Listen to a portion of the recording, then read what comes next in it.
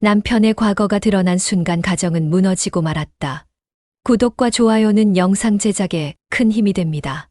남편의 형이 이혼을 하게 되었다는 소식을 들었을 때 나는 그저 안타까운 마음뿐이었다. 결혼 생활이란 게 누구에게나 쉽지 않은 법이고 부부 사이의 일은 밖에서 다 알 수 없는 것이기에 그저 조용히 위로하는 것이 최선이라 생각했다. 문제는 그 이후였다. 남편은 형의 부탁이라며 조카를 당분간 우리 집에서 지내게 하자고 했다.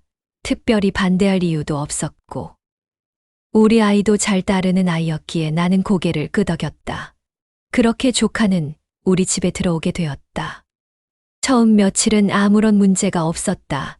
조카는 낯가림이 조금 있었지만 순하고 예의 바른 아이였다. 딸아이도 조카와 잘 어울렸고 집안에 새로운 공기가 흐르는 듯했다. 아이가 있다는 건 참 묘한 에너지를 불어넣는 일이기도 했다. 그런데 어느 날부터인가 나는 이상한 기분을 느끼기 시작했다. 조카가 남편과 함께 앉아있는 모습을 보게 된 어느 저녁이었다. 소파에 나란히 앉아 TV를 보던 둘의 모습을 우연히 스치듯 보았는데 그 순간 가슴속 어딘가가 철렁 내려앉는 듯한 느낌을 받았다. 너무 닮았다. 단지 얼굴만이 아니라 행동 말투, 고개를 기울이는 각도조차도 똑같았다. 남편이 젊었을 적 모습이 그대로 투영된 것처럼 느껴졌다.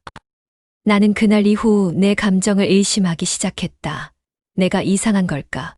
그냥 가족이니까, 형제의 아이니까 닮은 게 당연한 거 아닌가 싶다가도 자꾸만 떠오르는 생각들을 지우기가 어려웠다. 조카의 생김새가 시간이 갈수록 더 남편과 겹쳐 보이기 시작했다. 특히 눈매와 입가의 표정이 그랬다. 거울을 보듯한 기분이 들었다.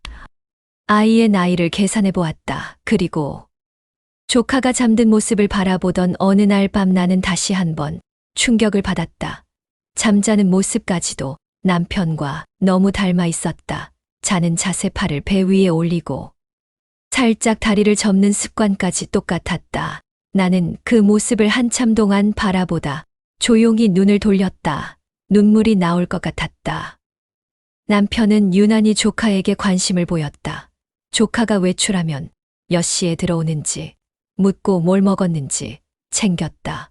형의 아이니까 그럴 수도 있다고 생각하려 했지만 뭔가 과한 듯한 느낌이 들었다. 조카의 물건을 챙기는 태도도 조심스러웠고 대화할 때도 이상할 정도로 다정했다. 나는 혼자 있을 때마다 조용히 둘의 사진을 비교해 보았다.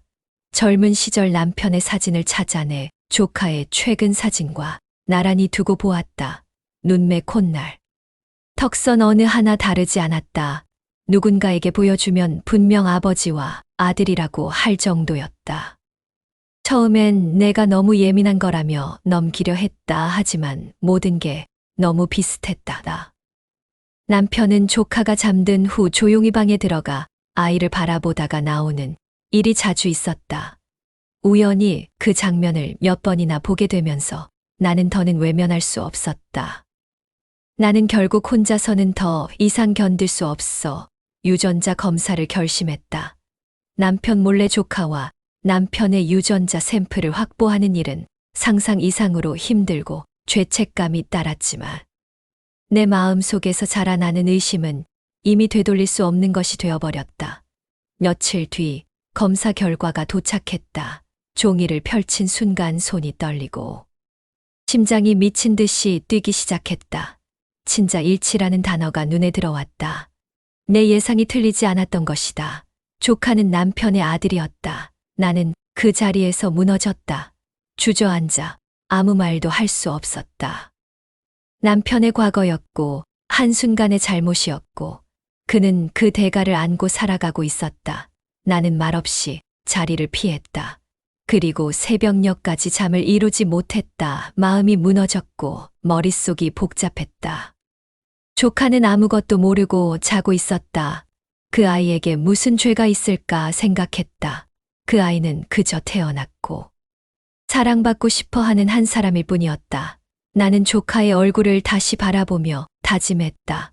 그 아이를 탓하지 말자고, 아이에게 상처를 주지 말자고. 하지만 남편과 나 사이에 놓인 이 커다란 균열은 어떻게 메울 수 있을까? 나는 아직도 모르겠다. 그날 이후 남편과 나는 조심스럽게 거리를 두고 있다. 아이는 아무것도 모른 채 평온하게 지내고 있고, 나는 하루하루를 견디며 살아가고 있다. 이 모든 진실을 언제까지 숨겨야 할까 고민하며. 그날 이후 나는 웃는 법을 잊어버린 사람처럼 살았다. 아침이면 무표정한 얼굴로 식탁에 앉아 아이들의 얼굴을 바라보고 남편의 움직임을 느끼며 침묵 속에 하루를 시작했다. 조카는 여전히 아무것도 모른 채 순수한 얼굴로 나를 향해 웃었고, 딸은 사춘기의 예민함 속에서도 조카를 동생처럼 챙기려 했었다. 그러나 나는 더 이상 아무렇지 않은 척할 수 없었다. 남편은 여전히 아무 일도 없었던 듯 행동했다. 그 태도가 더 나를 미치게 만들었다. 모든 걸 알고 있는 나는 매일 지옥을 통과하듯 그를 마주해야 했고, 아무것도 모르는 척 그와 같은 공간에 숨을 쉬어야 했다. 감정은 점점 깊어졌고, 배신감은 불쑥불쑥 올라왔다. 나는 그를 믿고 가정을 함께 꾸려왔다. 그런데 그 모든 것이 거짓 같았다. 그러던 어느 날 집안이 발칵 뒤집히는 사건이 일어났다. 딸과 조카가 소소한 일로 다투게 되었고, 말다툼은 점점 커졌다. 처음엔 장난 같았던 두 사람의 다툼이 감정 싸움으로 번졌고, 거실에서 고성이 오갔다. 딸이 울먹이며 조카에게 소리를 질렀고, 조카 역시 억울한 표정으로 대들었다. 나는 급히 달려가 말리려 했지만 그보다 먼저 남편이 다가왔다.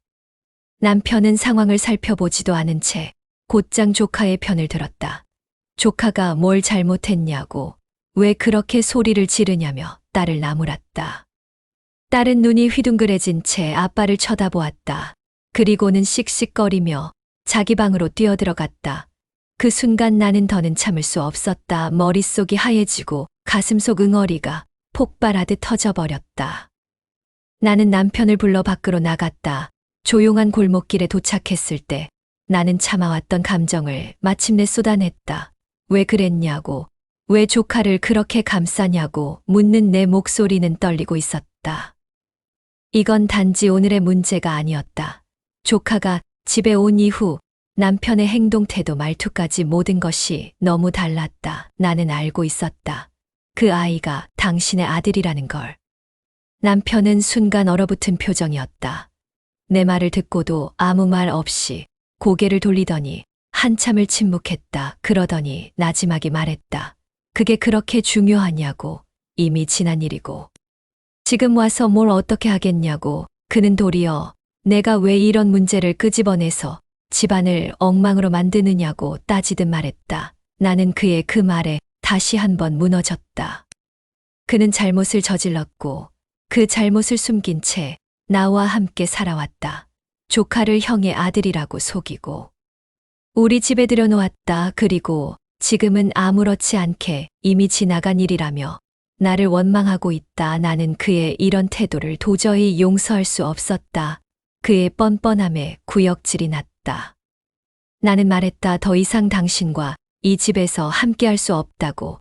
당신이 숨기고 보호하려 했던 건 가정이 아니라 당신 자신의 과거였다고. 그 대가를 이제는 치러야 한다고. 나는 더 이상 이 가정을 유지할 이유가 없었다.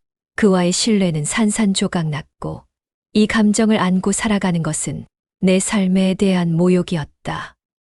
그날 밤 나는 딸을 안고 한참을 울었다. 딸은 무슨 일이냐고 물었지만 나는 아무 말도 할 수 없었다. 그저 엄마가 미안하다고만 반복했다.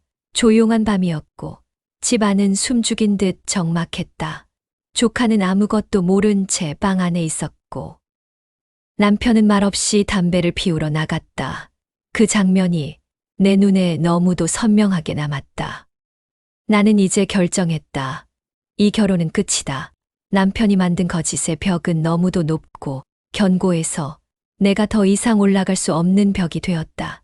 나는 이 벽을 허물지 않겠다. 다만 그 벽 밖으로 나가 새로운 길을 걸을 것이다. 더 늦기 전에 내 인생을 위해, 내 아이를 위해 그 길을 선택할 것이다. 이혼을 결심한 후 내 안의 공포와 불안은 이상하리만큼 잦아들었다. 오히려 담담했다.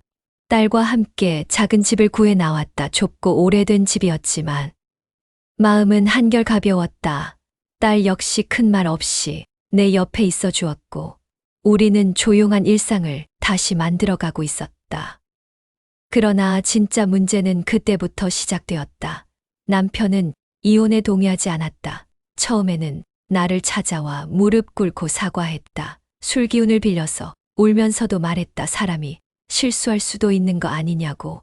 그 일은 오래전에 끝난 일이고 이제 와서 모든 걸 다 잃을 이유가 뭐냐고. 그는 말로 나를 흔들려고 했다. 하지만 나는 이미 마음을 정한 뒤였다. 그 어떤 말도 나를 되돌릴 수 없었다. 그러나 그 사실을 받아들이지 못한 그는 점점 다른 얼굴을 보이기 시작했다. 말투가 바뀌고 찾아오는 횟수가 늘어나더니 이제는 술에 취해 우리 집 앞에까지 오는 일이 반복되었다. 딸이 겁을 먹기 시작했고 나는 갈수록 불안해졌다. 하루는 새벽 3시 남편이 현관문을 두드리며 소리를 질렀다. 자기는 절대 이혼 안 한다고 딸까지 데려가 놓고 어떻게 이럴 수 있냐고 울부짖었다. 나는 경찰에 전화를 걸 수밖에 없었다. 경찰이 와서 그를 데리고 나가고 나서도 한참을 딸을 끌어안고 떨어야 했다. 그날 이후로 나는 접근 금지를 신청했다. 그는 이해하지 못하는 눈치였다. 자신이 왜 이런 대우를 받아야 하느냐고 따졌다. 어차피 조카는 잘 자라고 있고 지금껏 아무 문제 없이 살았는데 내가 왜 갑자기 가정을 파괴하려 하느냐고 되물었다. 모든 게 나 때문이라는 말까지 서슴지 않았다. 그 말에 나는 다시 한번 확신할 수 있었다. 이 사람은 반성하지 않는다. 오히려 자신을 피해자라고 생각하고 있다. 그는 딸에게도 연락을 시도했다. 학교 앞에 찾아오고 전화를 걸어 회유했다. 엄마가 감정적이어서 그렇다. 엄마가 오해한 거다. 엄마가 가정을 망치고 있다는 식의 말로 딸의 마음을 흔들려고 했다. 다행히 딸은 나의 손을 놓지 않았다. 엄마 나는 괜찮다고 엄마가 옳은 선택을 하고 있다고 말해주는 딸의 말이 그렇게도 고마웠다. 이혼 서류는 변호사를 통해 정식으로 준비했다. 남편이 동의하지 않아도 소송으로 갈 수밖에 없었다. 나는 그 길을 택했다. 더 이상 흔들리고 싶지 않았다. 남편은 소송까지 가느냐며 비웃었지만 나는 멈추지 않았다. 나의 삶을 지키기 위해서라도 나는 반드시 이 과정을 끝내야 했다. 나는 누구보다 그와 함께한 시간이 길었고 또 깊었다. 하지만 함께한 시간만큼 깊어진 상처도 있었다. 조카는 여전히 아무것도 모르고 있었다. 그 아이에겐 죄가 없다. 그 아이에 대한 감정은 지금도 복잡했다. 그러나 남편과 나는 끝내야 했다. 이제는 더 이상 서로를 파괴하지 않기 위해서라도. 나는 딸과 함께 새 삶을 준비하고 있다. 조용한 동네에서 작은 꽃들을 키우며 매일 아침 서로의 얼굴을 보며 웃는다. 물론 여전히 가끔은 눈물이 난다. 그 모든 시간이 아깝지 않다면 거짓말일 것이다. 하지만 그 시간들이 있었기에 나는 지금 더 단단해졌다. 남편은 여전히 이해하지 못할 것이다. 하지만 그것은 그의 몫이다. 나는 내가 할 수 있는 최선의 길을 선택했을 뿐이다. 이제는 누구도 나를 흔들 수 없다. 내가 나를 믿기로 했기 때문이다. 이혼을 결심한 이후 나는 단호하게 내 길을 걷기로 했다. 남편이 접근금지 명령을 받았음에도 불구하고 계속 우리 삶을 흔들고 괴롭히는 상황은 나를 더욱 강하게 만들었다. 그의 끈질긴 집착과 괴로움은 쉽사리 끝나지 않을 것만 같았다. 딸과 나의 안전을 위해 더는 위험을 감수할 수 없었다. 나는 몰래 새로운 거처를 마련했고 모든 연락처를 바꾸었다. 철저히 은둔에 가까운 생활을 시작했다. 동시에 법률 전문가의 도움을 받아 남편이 우리에게 접근하지 못하도록 강력한 법적 조치를 취했다. 이제 딸이 마음 놓고 학교에 다니고 친구들과 어울릴 수 있도록 모든 준비를 끝마쳤다. 더 이상 과거에 묶여 있지 않기로 마음먹었다. 나는 스스로에게 다짐했다. 이제부터는 나만의 인생을 살 것이라고. 그리고 딸이 자신만의 삶을 당당히 살아갈 수 있도록 최선을 다하겠다고. 과거의 상처와 배신 속에서도 나는 다시 일어섰다. 내게 남은 것은 내 아이와 나의 삶뿐이었다. 그 삶을 지키는 것이 지금 내게 주어진 가장 큰 책임이자 소명임을 깨달았다. 새로운 시작의 문을 열며 나는 조용히 속으로 속삭였다. 이제부터는 우리 둘만의 평화로운 인생을 위해서 어떤 어려움도 이겨내겠노라고. 감사합니다. 구독과 좋아요는 영상 제작에 큰 힘이 됩니다.